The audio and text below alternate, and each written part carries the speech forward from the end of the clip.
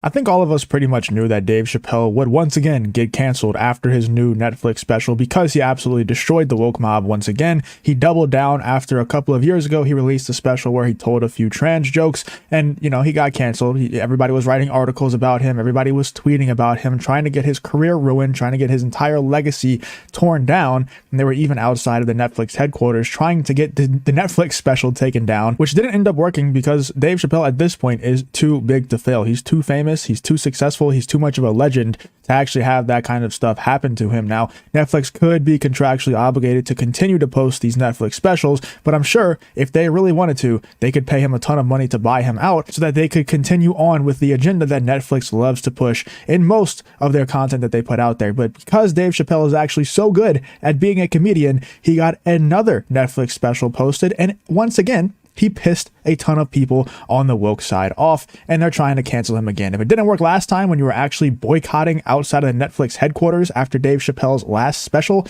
I don't think it's going to work this time, just by writing articles and posting tweets, but we're still going to check it out. We're still going to laugh at it. Let's check out this article here from The Guardian. Unfunny business. Dave Chappelle and Ricky Gervais sink to new depths. Netflix latest specials show two once funny comedians continuing to punch down in a desperate quest for relevance. I don't think they're in a desperate quest for relevance at all. And I don't think Ricky Gervais is like a super Republican or conservative or anything like that. I don't think either one of these guys are like that. I think they just have common sense, as a lot of comedians do.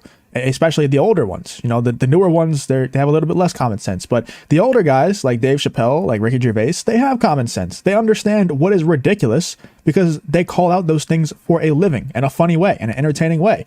And because they are able to laugh at the ridiculousness of the world that the woke mob is trying to push as serious agenda, as actual serious causes, Dave Chappelle and Ricky Gervais are able to laugh at those things. And The Guardian and these other woke establishments, these other woke people, they can't handle it. They can't handle jokes about things that they're trying to make serious, but are just absolutely hilarious to the average person. So let's check out this article. It's hilariously embarrassing juxtaposition. Chappelle's solemn artist windup followed by the opening volley of belabored yet low effort hack work.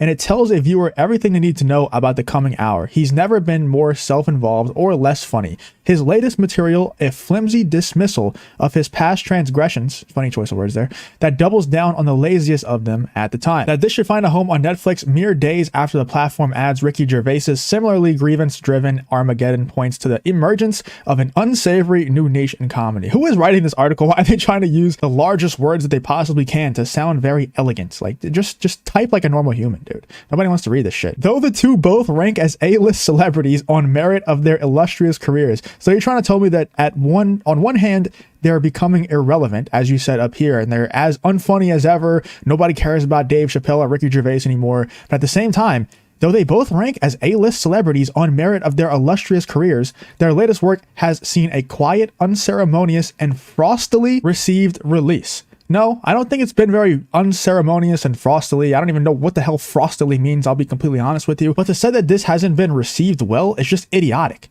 I posted a video on this and it has around 400,000 views, and I can tell you, just by reading the comments, people loved this Netflix special. I can tell you just by looking at Twitter, searching the phrase Dave Chappelle, most people are loving Dave Chappelle's new comedy special. Most people. Now, there are people that we're going to go over in 1 second here that are pissed off about it because they can't handle jokes. They can't handle their dumbass causes being called out for what they are, dumbass causes.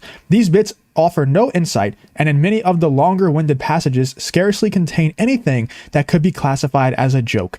These once esteemed talents formerly dedicated to puncturing racial tensions or hollow pieties now argue for the unfairness of their own persecution in their bravery in resisting it. This is crank comedy. Much of Chappelle's set processes a 2022 incident in which a disgruntled member of the audience at Los Angeles Netflix is a joke festival stormed the stage in an attempted attack triggered by jokes about the queer community and the homeless. Now, I want you to realize what these people are pretty much saying right now.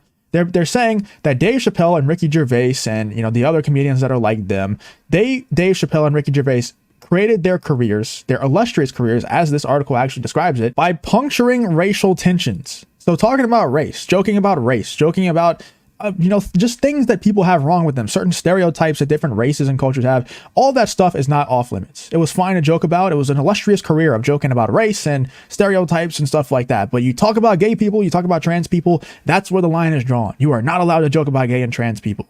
Like, do you see how ridiculous this is? This is why people laugh at you. This is why people like Dave Chappelle and Ricky Gervais are having Netflix specials where a lot of their jokes are about you, because you can't take the joke. It's ridiculous how serious you take yourself when you're trying to push these really, really stupid ideas, this lunacy onto the entire world. They're trying to make everybody take this so seriously. Of course, people like Dave Chappelle are going to use that as an opportunity to make a ton of money, to get a ton of exposure, because it's low hanging fruit. It's easy to make fun of you. It's so easy. So of course, Dave Chappelle, Ricky Gervais, and the rest of them are going to do it. That's their jobs. They're comedians. They're supposed to make fun of lunatics. But here's a couple of the tweets that we're going to go over. I found this one just hilarious. This is from Feminist Collages, New York City. Queerphobia kills, transphobia kills. Dave Chappelle, please kindly and forever shut up. And of course, a lot of people were agreeing with them. This person says feminism also kills. Shout out to you. And then you see misogyny kills. I guess everything just kills, I guess. I don't know. Rest in peace to all the people that Dave Chappelle killed with his new comedy special, I guess. Then we have this person who a lot of people were agreeing with. It's really sad that Dave Chappelle drank the haterade on trans people because he's very, very attuned to black issues and knows how to navigate them. And even then, he fell for the rampant homophobia and transphobia that permeates African American culture. It's so good whenever you make jokes about black people, you make jokes about white people, you make jokes about race and these other, other stereotypes and stuff like that. But you make jokes about gay people, you make jokes about trans people.